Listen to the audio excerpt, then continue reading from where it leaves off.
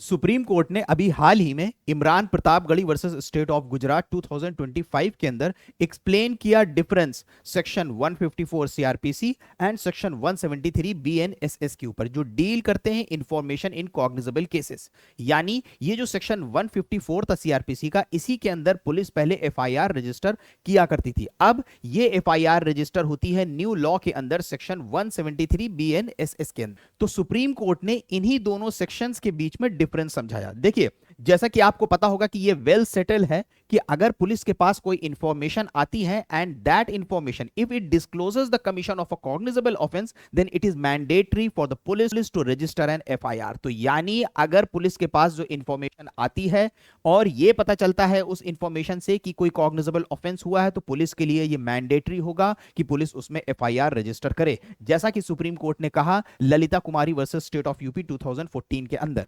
तो ये बात दोनों ही सेक्शन में सेम है, 154 subsection 1 CrPC and 173 subsection 1 BNSS के अंदर। लेकिन अब बीएनएसएस के अंदर सेक्शन 173 में एक नई चीज ऐड हो गई है, preliminary inquiry before the registration of FIR. यानी पुलिस जो है बहुत से केसेस के अंदर एफआईआर लिखने से पहले, even though the information discloses the commission of a cognizable offence, भले ही वो इंफॉर्मेशन से पता चल रहा है कि कोई कॉग्निजेबल ऑफेंस हुआ है, उसके बाद भी पुलिस एफआईआर रजिस्टर करने से पहले उसमें प्रिलिमिनरी इंक्वायरी कर सकती है। लेकिन सीआरपीसी 154 के अंदर ऐसा कोई प्रिलिमिनरी इंक्वायरी का प्रोविजन नहीं था। हां, सुप्रीम कोर्ट ने ललिता कुमारी वर्सेस स्टेट ऑफ यूपी 2014 के अंदर यह बोला था कि कुछ लिमिटेड केसेस के अंदर पुलिस जो है एफआईआर लिखने से पहले प्रिलिमिनरी इंक्वायरी कर सकती है, लेकिन डायरेक्ट तौर पे सेक्शन 154 सीआरपीसी के अंदर ऐसा प्रिलिमिनरी इंक्वायरी करने के लिए कहीं नहीं लिखा। ये जो प्रिलिमिनरी इंक्वायरी करने के लिए सुप्रीम कोर्ट ने ललिता कुमारी वर्सेस स्टेट ऑफ यूपी के अंदर बोला था, ये इसलिए था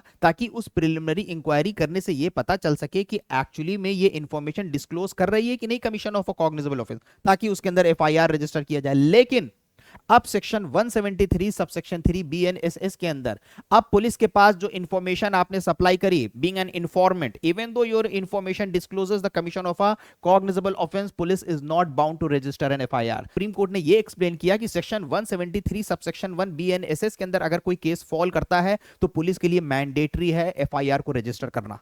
लेकिन सेक्शन 173 सबसेक्शन 3 जो है, it is an exception to section 173 subsection 1 of BNSS. यानी अगर उस ऑफेंस के अंदर जो पनिशमेंट बताई गई है 3 साल से 7 साल के बीच में बताई गई है, भले ही information discloses the commission of a cognizable offence, police is not bound to register an FIR. Police उसके अंदर अपने सुपीरियर ऑफिसर की परमिशन से उसके अंदर प्रिलिमिनरी इंक्वायरी कर सकती है, और अगर प्रिलिमिनरी इंक्वायरी करने के बाद लग रहा है कि हां केस बन रहा है, तो फिर उसके अंदर वो एफआईआर रजिस्टर करके इन्वेस्टिगेशन शुरू कर सकती है। यानी वो ऑफेंसेस जिसके अंदर सजा बताई गई है 3 साल से लेकर 7 साल के बीच में, पुलिस उसके अंदर भले ही आपकी इंफॉर्मेशन डिस्क्लोज कर रही है commission of a cognizable offence, police उसके अंदर प्रिलिमिनरी इंक्वायरी कंडक्ट कर सकती है। देखिए, 3 साल से नीचे के अगर पनिशमेंट होगी तो आमतौर पर नॉन कॉग्निजेबल होते हैं, उसके अंदर एफआईआर रजिस्टर करी नहीं जाती है। 7 साल से ज्यादा होंगे तो मतलब बहुत सीरियस नेचर का ऑफेंस है। तो अगर बहुत सीरियस नेचर का ऑफेंस है तो इंफॉर्मेशन ही अगर डिस्क्लोज कर रही है for a commission of a cognizable offence, FIR register करना मैंडेटरी हो जाएगा। तो 3 साल से 7 साल के बीच में, फॉर एग्जांपल कोई इंसान अपने चोट लगा के चला आया कि उसके चोट लगी है, ग्रीवस हर्ट हुआ है, 7 साल तक की सजा हो सकती है। तो उस जगह पे पुलिस जो है ये प्रिलिमिनरी इंक्वायरी कंडक्ट कर सकती है कि इसके चोट कैसे लगी। बात आपके समझ में आ रही है? क्योंकि अगर कोई चोट दिखाता हो, ये कहता है कि आपने चोट लगाई है, तो भाई information discloses the commission of a cognizable offence, registration of FIR will become mandatory. I hope कि आपको समझ में आ गया होगा।